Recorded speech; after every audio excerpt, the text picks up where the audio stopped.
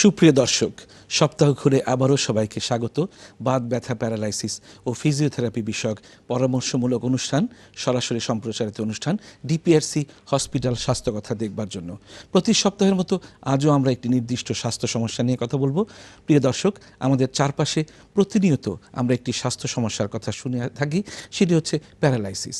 দুর্ঘটনা, stroke, psychological disorder, viral attack ইত্যাদি বিভিন্ন কারণে এটি ঘটতে পারে। তবে আসার কথা হচ্ছে সঠিক সময় সঠিক চিকিৎসা নিলে এই প্যারালাইসিস রোগীদের বেশিরভাগেরই পুনর্বাসন সম্ভব। সুপ্রিয় দর্শক, আজ আমরা কথা বলবো প্যারালাইসিস ও পুনর্বাসন নিয়ে। এই বিষয়টি আমাদের আলোচনার বিষয়। আজকের বিষয় সংশ্লিষ্ট প্রশ্ন নিয়ে অনুষ্ঠান চলাকালে সরাসরি টেলিফোনে আমাদের সঙ্গে আপনারা কথা বলতে পারেন। আমাদের ফোন নাম্বার 0961188788। আপনারা চাইলে এসএমএসও করতে পারেন।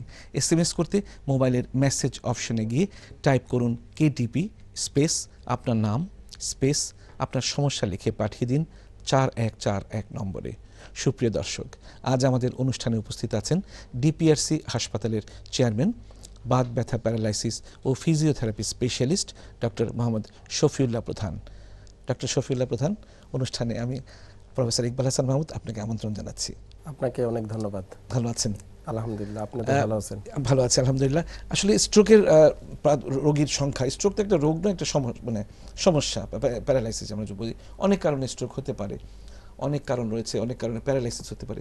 এই কথাগুলি একটু, কারণগুলি একটু খুলে বলুন।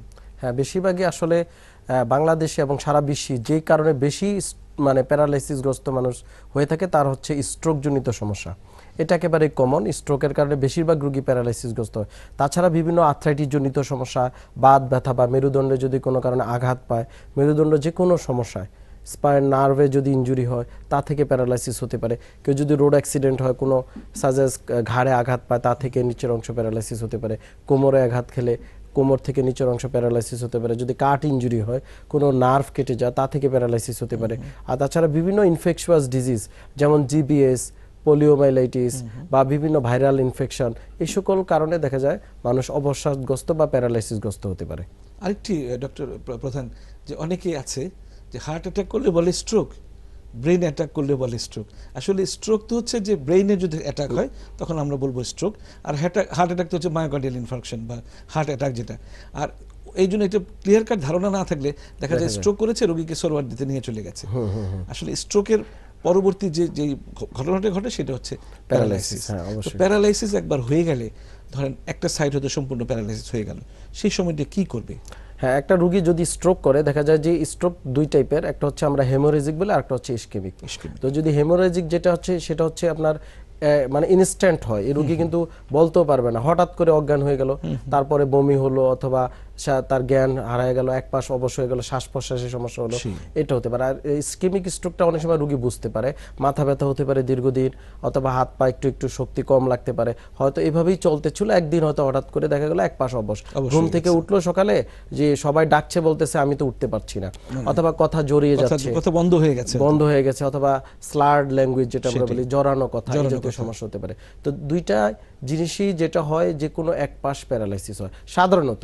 এটা কিন্তু আপনার মনোপ্লেজি হতে পারে, একটা পা হাতও প্যারালাইসিস হতে পারে, তবে হেমিপ্লেজি হয় বেশিরভাগ ক্ষেত্রে। যেন রাইট হেমিস্ফিয়ারে যদি প্রবলেম হয়, লেফট সাইড প্যারালাইসিস হয়, লেফট হেমিস্ফিয়ারে সমস্যা হলে ডান পাশ একটা সাইড পুরোটাই প্যারালাইসিস হয়। তো এই স্ট্রোকের রোগীদের এই সমস্যাটাই সবচেয়ে বেশি হয়ে থাকে, যে এক পাশ প্যারালাইসিস। তো এই রোগীদেরকে আসলে যদি আমরা প্রথম দিন থেকে এই রোগীদের চিকিৎসা দেওয়া যায়, যেটা আমরা বলছি পুনর্বাসন, এই জিনিসটা খুবই ইম্পর্টেন্ট। মানুষের ধারণা যে এখনো বাংলাদেশের মানুষ, গ্রামগঞ্জে মানুষের এখনো ধারণা যে প্যারালাইসিস হলে আর ভালো হবে না, এটা একটা অভিশপ্ত জীবন বা সারা জীবন একটা বোঝা হয়ে থাকতে হবে, বা এটা মনে হয় কুসংস্কার আছে যে মানুষের ধারণা যে কেউ প্যারালাইসিস হলে কারো অভিশাপে মনে হয়েছে, এটা একটা চিন্তা করে মানুষ, যার কারণে যে অভিশপ্ত লোক যেভাবে আছে পড়ে থাকুক, অথবা এই রোগীর যে চিকিৎসা আছে বা এই রোগী যে আবার স্বাভাবিক জীবনে ফিরে আসবে, এটা মানুষ কল্পনাও করতে পারে না অনেক ক্ষেত্রে। হ্যাঁ, এখন কিন্তু অনেক চেঞ্জ হচ্ছে, মানুষ জানে না স্ট্রোকের বা প্যারালাইসিসের চিকিৎসা আছে, যদি সঠিকভাবে সঠিক জায়গায় চিকিৎসা দেওয়া যায় তাহলে রোগীগুলো আবার স্বাভাবিক জীবনে ফিরে আসে।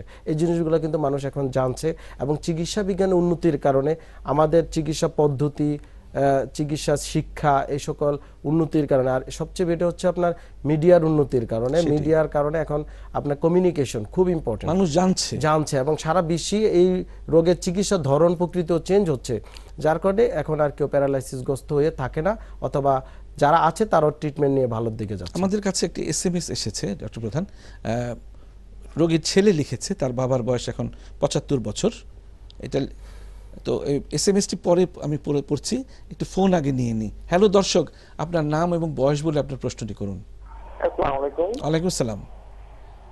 তো আমার মাঝে মাঝে কোমরে খুব পেন হয়, এটা আজ থেকে প্রায় 10 বছর আগে একবার হয়েছিল, তো মাঝে আবার কমে গিয়েছিল, কিন্তু দেখা যাচ্ছে একটু পরিশ্রম করলে ব্যথাটা এত হয়, মানে আমি স্ট্রেট হয়ে মানে দাঁড়াতে পারি না।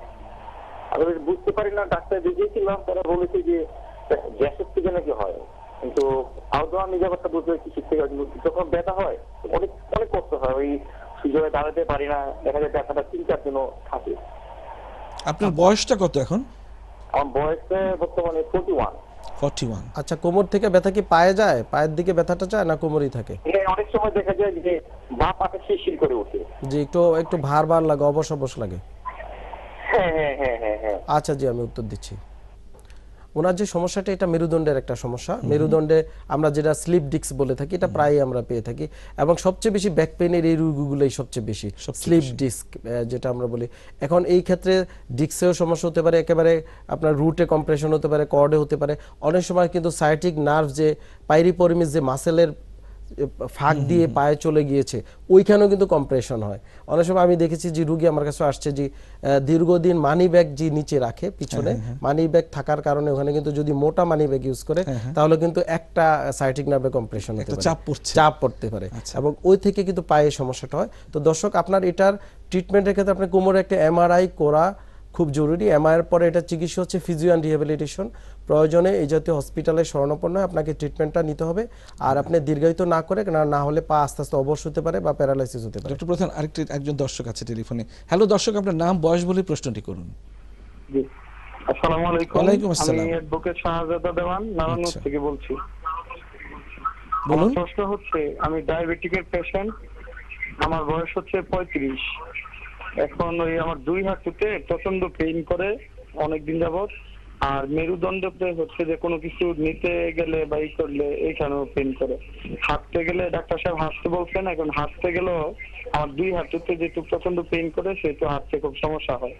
এই হচ্ছে একটা প্রশ্ন। আর পাশাপাশি আমার আম্মারও দীর্ঘদিন যাবৎ হাঁটুতে খুব সমস্যা। ওনার এই সমস্যার কারণে এর আগে একজন অর্থোপেডিকে শরণাপন্ন হয়েছি।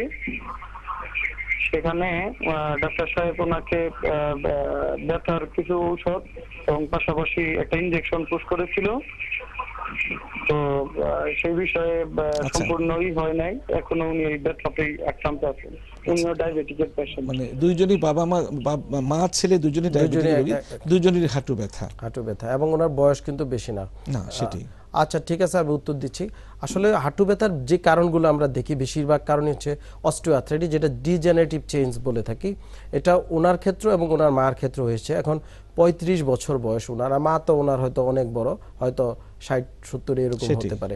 তো এই দুই রোগীর মানে দুজনের ক্ষেত্রে যেটা হচ্ছে ডায়াবেটিস আছে, ডায়াবেটিস হচ্ছে সকল রোগের মা। সেটাই। এবং ডায়াবেটিস এই সকল আর্থ্রাইটিস রোগীদের, বাত ব্যথা রোগীদের আরো সমস্যাটাকে বেশি বাড়িয়ে তোলে, এবং এখানে আগুনের ভিতরে ঘি দেওয়ার মতো অবস্থা আর কি। তো দর্শক, আপনার এই সমস্যার ডক্টর প্রধান, এই উত্তর দেওয়ার আগে একটু ফোন নিয়ে নি দর্শকের।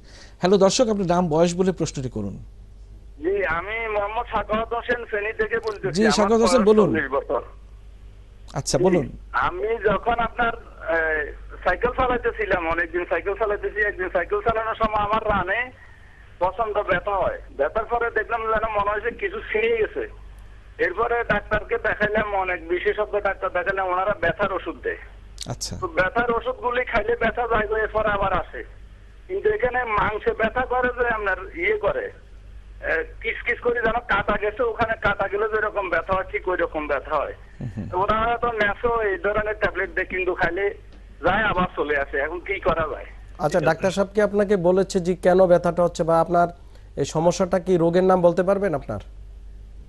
জি না, উনি বলতেছে যে আপনার কাছে ব্যথাটা চলে যাবে, কয় এটা সাময়িক ব্যথা হইতেছে, ব্যথাটা চলে যাবে, আঘাতজনিত আপনি ব্যথা ওষুধ বলে খান, কিন্তু দিয়েছে। খাইতেই যায় না। আচ্ছা আমি আচ্ছা। উজ্জ্বল কান্তি না, আপনার অধ্যাপক উজ্জ্বল কান্তি না, আচ্ছা, আপনি উত্তরটি শুনুন। আচ্ছা আমি উত্তরটি শুনুন, উত্তরটি শুনুন। দুটি প্রশ্নের উত্তর, আগের একটা প্রথম ফোন, এরপর যেটা ফোন। হচ্ছে দুজনের ক্ষেত্রেই, প্রথম মা এবং ছেলের, তাদের ক্ষেত্রে যেটা এখন করা উচিত আসলে ডায়াগনোসিস খুব জরুরি।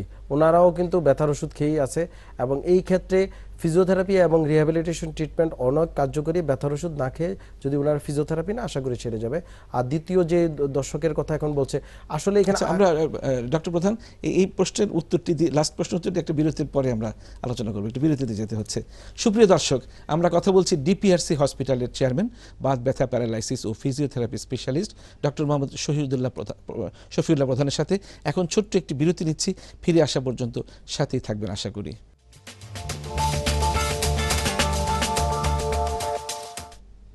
সুপ্রিয় দর্শক, বিরতির পর আরও একবার স্বাগত ডিপিআরসি হসপিটাল স্বাস্থ্য কথা অনুষ্ঠানে।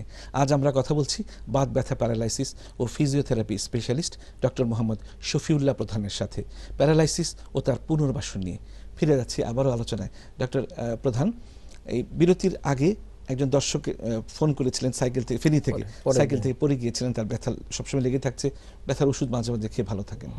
আসলে ব্যথার ওষুধ আমরা যে কোনো আঘাত পেলে এটা সাময়িক দেওয়া হয় কিছুদিনের জন্য, কিন্তু যদি তারপরেও যদি ব্যথা হয়, বারবার হয়, কিন্তু সেক্ষেত্রে ডায়াগনোসিস খুব জরুরি। এবং এই ক্ষেত্রে যদি দেখেন দীর্ঘদিন সে পেন কিলার খেতে থাকে, এতে শারীরিক বিভিন্ন সমস্যা হবে, রোগটা কনফার্ম ডায়াগনোসিস হবে কিডনির না, ক্ষতি হবে সবচেয়ে বেশি যেটা, এবং পায়ে পানি আসা, শরীর ফুলে যাওয়া, লিভারের সমস্যা, স্ট্রোক করতে পারে। তো এই ক্ষেত্রে সেটা বলবো যে উনি যদি একজন স্পেশালিস্টের শরণাপন্ন কনফার্ম হয় যে তার পায়ের যে ব্যথাটা কেন বারবার আসছে, তো আমার সম্ভবত মনে হচ্ছে যে কেউ যদি আঘাত পায়, আমরা পেয়ে থাকি বেশিরভাগ রোগী দেখা যায় মেরুদণ্ডের কোথাও কোনো সমস্যা হয়, স্পন্ডাইলোলিস্থেসিস, এটা একটা কমন সমস্যা। আঘাত পেয়ে হয়তো লিস্থেসিস হয়ে যায় বা স্লিপ ভার্টেব্রা, আরেকটা হচ্ছে স্লিপ ডিস্ক। এটার চিকিৎসা আপনারাই করবেন? আমরাই করে থাকি। আচ্ছা, আমরা এসএমএস একটা দর্শকের এসে আছে, এসএমএসটি পড়ছি। সাইফুল লিখেছেন যাত্রাবাড়ি থেকে, তার বাবার ব্যাপারে লিখেছেন। তার বাবার বয়স এখন ৭৫ বছর, তার স্ট্রোক হয়েছে, প্যারালাইসিস হয়ে আছে, অনেকদিন ধরে পড়ে আছেন বিছানায়। তো তিনি জানতে চাচ্ছেন যে এই তার যে বাবা যে প্যারালাইজড হয়ে আছেন একটা সাইড, এটা কি আদৌ ভালো করা যাবে কিনা? অবশ্যই এসব রোগীদের অবশ্যই ভালো করা সম্ভব। আপনি দেখেন এই প্রথমত এই রোগীদের চিকিৎসা কি, কেউ যদি স্ট্রোক করলে প্রথম ফার্স্ট ট্রিটমেন্ট হচ্ছে মেডিকেল স্টেবিলিটি আনতে হয়, যে একটা যেন সেই রোগীটা মারা না যায়। সেই ক্ষেত্রে তার যদি ডায়াবেটিস থাকে কন্ট্রোল করা, হাই প্রেশার থাকে সেটাকে কন্ট্রোল করা, তার যদি অন্য কোনো ডিজিজ থাকে সেটা কন্ট্রোল করার পর দেখা যায় এক পাশ অবশ হয়ে যায়। এবং অবশ হলে যেদিন থেকে প্যারালাইসিস হলো ওদিন থেকেই যদি পুনর্বাসন কোনো হসপিটাল বা ফিজিওথেরাপি হসপিটালাইজড করে রোগীকে যদি ওই দিন থেকে ফিজিওথেরাপি এবং রিহ্যাবিলিটেশন প্রোগ্রামগুলো চালিয়ে যাওয়া হয়, 1 মাস থেকে 1.5 মাসের ভিতর রোগী আবার স্বাভাবিক জীবনে ফিরে আসে। পুনর্বাসন ব্যাপারটি আরও শুনবো আপনার কাছ থেকে, একজন দর্শক অপেক্ষা করছে। হ্যালো দর্শক, আপনার নাম, বয়স বলে প্রশ্নটি করুন। আমি শাহ আলম, উল্লাপাড়া থেকে। জি শাহ আলম, বলুন। আমার বাবার 2006 সালে স্ট্রোক হয়, ব্রেন স্ট্রোক। তো তারপরে ডাক্তার সাহেব আমরা আপনার বারডেমে চিকিৎসা করার পরে তাও হাতে বল একদমই কম, এখন পা দিয়ে কোন রকম চলাফেরা করে। হাতটা বা পাটা কি সম্পূর্ণ সুস্থ হওয়ার মতো কিছু আছে কিনা? আপনার বাবার বয়স কত এখন? বয়স 57। আচ্ছা, আপনারা কি মানে এতদিন এই রিহ্যাবিলিটেশন ফিজিওথেরাপি চিকিৎসা চালিয়ে যান নাই? জি না, ফিজিওথেরাপিটা চালাইনি। আচ্ছা জি, আমি উত্তর দিচ্ছি। ওনার বাবা 2006, অনেক বছর চলে গিয়েছে। এখানে আসলে স্ট্রোক রোগীদের পুনর্বাসনে আমরা যে সাকসেস রেটটা পেয়ে থাকি, এটা কখন আমাদের কাছে আসলো বা এই চিকিৎসা শরণাপন্ন হলো, কত তাড়াতাড়ি আসলো, হ্যাঁ, তার উপর নির্ভর করে। আমরা দেখা যায় যদি স্ট্রোক করার 1 থেকে 3 মাসের ভিতরে রোগী পেয়ে যায়, আমরা মানে দেখা যায় যে 100% না হোক, প্রায় 90 থেকে 99% রোগী স্বাভাবিক জীবনে চলে আসে। 90 থেকে 99% সুস্থতা, মানে 100% ধরে নেব, কাছাকাছি চলে আসে। কিছু রেজিডুয়াল ডিসেবিলিটি থাকতে পারে, সেটা হচ্ছে যেমন হাতের কিছু ফাংশন থাকে। এখানে অনেকগুলা ব্যাপার আছে। আপনার গ্রেভিটি কোন কোন অঙ্গকে বেশি এফেক্ট করে, যত হায়ার উপরে অঙ্গ, যেমন পা সবার নিচে, তাকে তত একটা এফেক্ট হতে পারে না। যত উপরে থাকে, যেমন হাত, উপরে, এক্ষেত্রে গ্র্যাভিটির প্রভাবটা বেশি পড়ে, যার কারণে হার্টের ইয়াটা মানে পুনর্বাসনটা বা আপনার চিকিৎসার সাকসেস রেটটা একটু পরে আসে।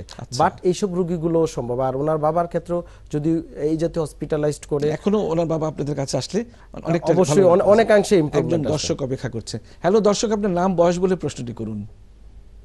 হ্যালো, হ্যালো, জি। আমি রাঙামাটি থেকে বলছি। জি। আমার বয়স 42 বছর। আমার হঠাৎ কিছুদিন থেকে আমার বাম পায়ের তালুতে ব্যথা পাচ্ছি। ঘুম থেকে ওঠার পরে মাটিতে পা দিতে আমি পায়ে ব্যথা পাচ্ছি। এখন আমি ডাক্তার বাবুর কাছে জানতে চাচ্ছি যে এই সব জন্য কি করতে পারি আমি। রাঙ্গামাটি থেকে প্রশ্নটি করেছে। যে আমি বুঝতে পেরেছি আপনার এক পায়ে সমস্যা না দু পায়ে হয় এটা? এক পায়ে সমস্যা, বাম পায়ে। আচ্ছা, আবার অনেকক্ষণ বসে থাকলেও পা ফেলতে কষ্ট হয় দাঁড়াতে গেলে? না, ওটা হয় না। আর সাধারণত ঘুম থেকে উঠলে সকালে? আমি পা মাটিতে ফেলতে পারি না, পায়ে ব্যথা করে। আমি আচ্ছা। আপনার কাছে পরামর্শ চাচ্ছি প্লিজ। আচ্ছা জি, আমি উত্তর দিচ্ছি। পা ব্যথার আমরা যে কারণগুলো দেখি বেশিরভাগই হচ্ছে আপনার প্ল্যান্টার ফ্যাসাইটিস। প্ল্যান্টার ফ্যাসাইটিসটা হচ্ছে এমন একটা ডিজিজ যেটা হচ্ছে আপনার ইনজুরি জাতীয় সমস্যা। মানুষের ধারণা বা রোগীর ধারণা আমরা তো আঘাত পাই নাই, পড়ে যায় নাই, কিছুই হয় নাই। ইনজুরি অনেকভাবে হতে পারে। আপনি যদি শক্ত জুতা পায়ে দেন, সেটি আপনি যদি খালি পায়ে হাঁটেন এবং খুব হার্ড সারফেস ইউজ করেন, অথবা জুতার ধরন যদি আপনার ভুলভাবে গঠন হয়, সেই ক্ষেত্রে কিন্তু পায়ের তলায় ব্যথা হতে পারে। অনেকে হাই হিল পরেন, হাই হিল থেকে ব্যথা হতে পারে। তাছাড়া আরো বিভিন্ন, যেমন আর্থ্রাইটিস জনিত সমস্যা পায়ে ব্যথা হতে পারে, গাউটি আর্থ্রাইটিস থেকে ব্যথা হতে পারে, অনেক সময় কোমরের সমস্যা সেটা পায়ে গিয়ে ব্যথা হতে পারে। রোগী হয়তো বুঝতেও পারে না যে সমস্যাটা কোমরে আসলে হয়ে কোমরে। আছে। তো দর্শক, আপনার এই ক্ষেত্রে ডায়াগনোসিস খুব জরুরি। আপনার কথা মনে হচ্ছে যে পায়ের তলায় প্ল্যান্টার ফ্যাসাইটিস হওয়ার সম্ভাবনা আছে। আপনি নরম সোলের জুতা ইউজ করেন, কুসুম গরম পানিতে পাটা কিছুদিন ডুবিয়ে রেখে দেখতে পারেন। আর না হলে স্পেশালিস্টের শরণাপন্নে অতি শীঘ্র ডায়াগনোসিস করে আপনি ট্রিটমেন্ট নেন, আশা করি সেরে যাবে। আমরা যে কথা বলছিলাম যে সাকসেস রেটের কথা, আপনি বলছিলেন যে যত তাড়াতাড়ি আসবে রোগী তত সফলতার হার তত বেশি আসবে। তো এখন এই পুনর্বাসনের কথা, আচ্ছা আরেকজন দর্শক আছেন লাইনে। হ্যালো দর্শক, আপনার নাম বয়স বলে প্রশ্নটি করুন। আসসালামু আলাইকুম। ওয়ালাইকুম আসসালাম। আমি মাহাতাব আলী চাঁপাইনবাবগঞ্জ থেকে বলছি। আমার জি। বয়স 32 বছর। আম খাচ্ছেন কেমন? জি, আমি ভালো আম খাচ্ছি। ভালো আম আম খাচ্ছেন খাচ্ছি। বেশি না? আচ্ছা বলুন। আমি আজ থেকে প্রায় 2.5 বছর আগে অ্যাক্সিডেন্ট করেছিলাম ভটভটিতে। তো অ্যাক্সিডেন্ট করার পরে আমার পায়ের মাঝখানে যে হাড়টা আছে, হাড়টা ভেঙে যায়। তো আমি যে ডাক্তারের কাছে গেছিলাম, উনি ট্রিটমেন্ট দিলেন, প্লাস্টার করে দিলেন, কিন্তু ট্রিটমেন্টটা রং। তো আস্তে আস্তে জিনিসটা স্বাভাবিক হয়ে আসছে, ব্যথাটা কম, কিন্তু অনেকক্ষণ বসে থাকলে পাটা ফুলে ওঠে এবং এই পায়ে আমি কোনো শক্তি পাই না। যখন হাঁটি, সিঁড়িতে উঠি, ডান পায়ের উপরে এক পা করে ভর করে উঠতে হয় এবং যে রগটা আছে একবার মাজা পর্যন্ত, যে রগটা, এই রগটা একটু করে মানে টান ধরে বা হাঁটলে পাটা সামনেটা একটু বাঁকা হয়ে হাঁটতে হয়, এরকম সমস্যা। আর পায়ের তালু জ্বলে, দুই পায়ের তালুই জ্বলে। আচ্ছা, আপনার পায়ের যে ভেঙে গিয়েছিল ওটা কি জোড়া লেগেছে? ওটা জোড়া মানে সঠিকভাবে লাগেনি এখনো। ওই একটু পা জোড়ায় বসে থাকলে একটু চিনচিন করে এবং যে জায়গাটাতে ভেঙে গেছিল ওই জায়গাটা হাড় একটু উঁচু হয়ে আছে। আচ্ছা, বুঝতে পারছি। ওই জায়গাটাতে একটু উঁচু হয়ে থাকে, কষ্ট পায়। আচ্ছা জি, আমরা বুঝতে, আসলে এই যে কোনো ব্যথা পেলে, আঘাত পেলে যদি হাড় ভেঙে যায়, আমরা এই ক্ষেত্রে বিভিন্নভাবে আসলে ম্যানেজ করা হয়। যদি ডাক্তার মনে করে যে অপারেশন করতে হবে, করবে। যদি মনে করে না এটা কনজারভেটিভ ট্রিটমেন্ট বা প্লাস্টার করে সমাধান করা যায়, তাও করা যায়। তো আপনার মনে হয় যেটা সমস্যা হয়েছে, যেটা এটা ম্যাল ইউনিয়ন হতে পারে, এখানে হচ্ছে হয়তো একটু ভুলভাবে ইয়ে হতে পারে। এটা নিয়ে ওরিড হওয়ার কিছু নেই, ভুল চিকিৎসা হয় না, আপনি এটা নিয়ে হতাশ হওয়ার কিছু নেই। আসলে সমস্যাটা আপনার কোমরে হচ্ছে। এখন যে সমস্যাটার কথা আপনি বলছেন, কোমর থেকে পার দিকে যে ব্যথাটা আসে, এই ক্ষেত্রে আপনার আঘাত পাওয়ার ফলে আপনার যেমন হাড় ভেঙে গিয়েছিল, তদ্রুপ কোমরও আঘাত লেগেছিল। তখন হয়তো আপনি হাড় ভাঙা নিয়ে ব্যস্ত ছিলেন, এখনও সেটা নিয়ে আছেন, কিন্তু সমস্যাটা আরও ক্লিয়ার হওয়া দরকার। আপনার কোমরে একটা এমআরআই করে দেখবেন যে ডিস্ক প্রলাপস আছে। এই ক্ষেত্রে এটা ট্রিটমেন্ট হচ্ছে প্রয়োজনে হসপিটালাইজড হয়ে কিছুদিন ফিজিও অ্যান্ড রিহ্যাবিলিটেশন ট্রিটমেন্ট নিতে হবে। তার জন্য আপনি একজন স্পেশালিস্টের শরণাপন্ন হন, আশা করি সেরে যাবে। আপনি এতে হতাশ হওয়ার কোনো কারণ নেই। চিকিৎসা সঠিকভাবে দেওয়া গেলে আপনি সুস্থ হয়ে যাবেন। আমরা অনুষ্ঠানের প্রায় শেষ প্রান্তে, পুনর্বাসন নিয়ে ছোট্ট করে একটু উত্তর দিন, পুনর্বাসনটার ব্যাপারটি। অবশ্যই, আসলে এখানে বাত ব্যথা, প্যারালাইসিস এবং এই আপনার যেটা স্ট্রোক জনিত রোগীদের ক্ষেত্রে যেটা হচ্ছে, বেশিরভাগ ক্ষেত্রে দেখবেন সে যে পঙ্গুত্ব বরণ করে বিছানা পড়ে আসে বা এক পাশ অবশ হয়ে গিয়েছে, এই মানুষগুলোকে আমরা যে পদ্ধতি বা যে চিকিৎসার মাধ্যমে প্রয়োজন হলে হসপিটালাইজড করে, এখানে বিভিন্ন ফিজিওথেরাপিউটিক অ্যাপ্রোচ আছে, বিভিন্ন এক্সারসাইজ আছে, বিভিন্ন ইলেকট্রোথেরাপি দিতে হয়, ইলেকট্রিক স্টিমুলেশন করতে হয় এবং বিভিন্ন প্রকার বৈজ্ঞানিক ব্যায়ামের মাধ্যমে আবার তাকে হাঁটা শেখানো, দাঁড়া সচল করানো, করানো। স্বাভাবিক জীবনে ফিরিয়ে আনা যে পদ্ধতি, সেটাকে আমরা পুনর্বাসন চিকিৎসা বলে থাকি। শফিউল্লাহ প্রধান অনুষ্ঠানে এসেছেন, আমাদের দর্শকদের অনেক মূল্যবান আশার বাণী শুনিয়েছেন, আপনাকে অনেক অনেক ধন্যবাদ। আপনাকে অনেক ধন্যবাদ, RTVকেও অনেক ধন্যবাদ। সুপ্রিয় দর্শক, আলোচনার মাধ্যমে আমরা অনুষ্ঠানের শেষ প্রান্তে চলে এসেছি। আশা করি আমাদের আলোচনা থেকে আপনারা প্যারালাইসিস ও তার পুনর্বাসন বিষয়ে কিছুটা হলেও ধারণা লাভ করেছেন। প্রিয় দর্শক, আপনারা যারা এই অনুষ্ঠানটি আবারও দেখতে চান, তাদের জন্য অনুষ্ঠানটি পুনঃপ্রচার করা হবে আজ শনিবার রাত 2টায়। দেখতে ভুলবেন না। আজ এখানেই শেষ। সকলের জন্য রইল অনেক অনেক শুভকামনা।